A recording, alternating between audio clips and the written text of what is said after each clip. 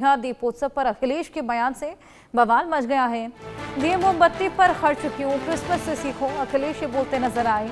अखिलेश यादव के बयान पर बीजेपी ने अब करारा प्रहार किया है। पहले राम मंदिर आंदोलन का विरोध, अब सजावट का भी विरोध करने लगे हैं। दीपोत्सव के लिए शहर की सजावट का विरोध कर रही है सपा।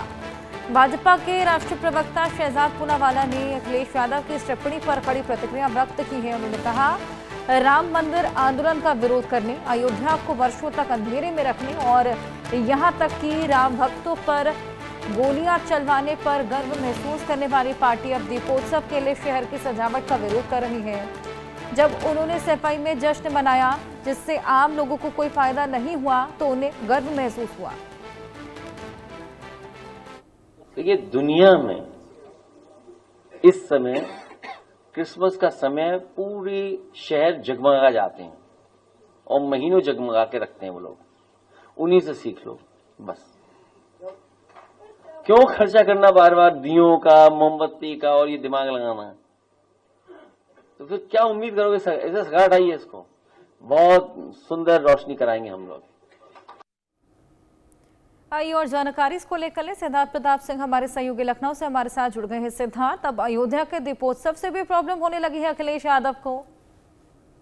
देखिए, बिल्कुल कहीं ना कहीं जिस तरीके से अखिलेश यादव ने बयान दिया हर्षा, उन्होंने कहा कि दिए जलाने की क्या जरूरत है, पैसा खर्च करने की क्या जरूरत है, मोमबत्ती पर क्यों खर्च करने की जरूरत है, हमें क्रिसमस से सीख लेनी चाहिए। तो इस बयान के बाद कहीं ना कहीं अब लगातार जो बीजेपी है वो हमलावर हो गई। वो सवाल पूछ रही कि जो सफाई में पैसा खर्च किया जाता था उससे आम आदमी का क्या फायदा था?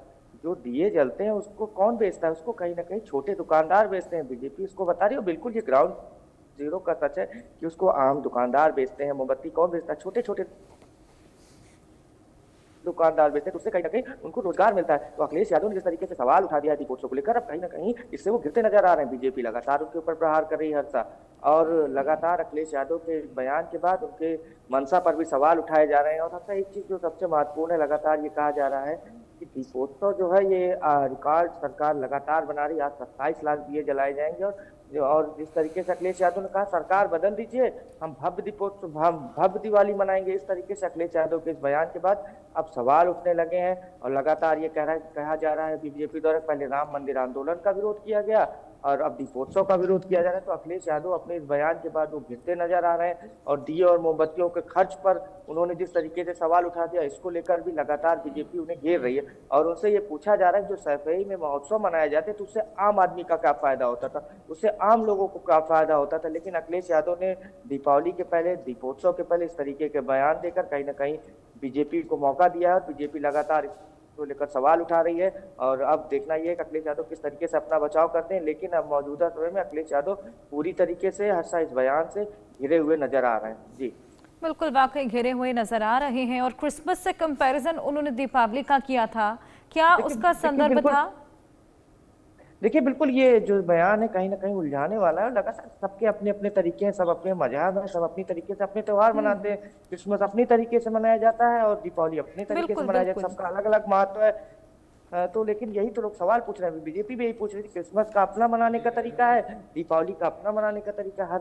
हर ओकेजन अपने, हर धर्म के लोग अपने तरीके से मनाते हैं। किसी भी धर्म का किसी भी त्योहार से आप ओकेजन को कहीं ना कहीं एक दूसरे से उसको नहीं कंपेयर कर सकते हैं। इस तरीके से बीजेपी भी सवाल उठा रही है। अब ये अखिलेश यादव से कहीं ना कहीं जिस तरीके से वो बयानों में घिरे आ रहे हैं, देखना किस तरीके से जवाब देते हैं। लेकिन बीजेपी पूरी तरीके से हमलावर है और दीपोत्सव को लेकर बिल्कुल अब देखना होगा सिद्धार्थ आगे किस तरीके से और तमाम आरोप प्रत्यारोप का सिलसिला देखने को मिलता है। बहुत शुक्रिया।